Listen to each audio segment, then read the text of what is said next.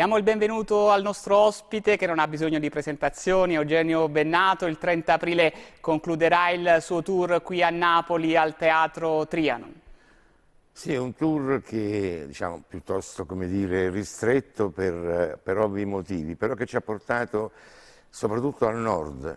Siamo appena ritornati e devo dire è una grande emozione ritornare in presenza del pubblico, abbandonare lo streaming e ricevere quell'input che per un musicista è importante, cioè noi siamo, io perlomeno come compositore, molto condizionato dai volti, da quel batticuore che sento in chi mi ascolta, e quindi Napoli concluderà questo giro.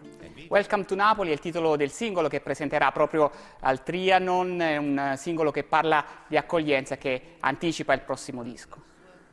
Welcome to Napoli, da sempre, da quando ero ragazzo, ho sempre vissuto Napoli come città aperta alle influenze, all'accoglienza, e non sono parole vaghe e retoriche, soprattutto in musica.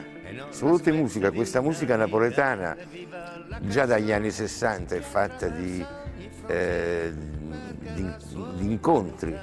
Ricordo negli anni 60 l'incontro fra il rock americano e i mandolini napoletani, però andando più nel dettaglio delle influenze arabe nella nostra musica mediterranea, e quindi Welcome to Napoli racconta un po' questa affinità fra la tamuriata e la musica africana.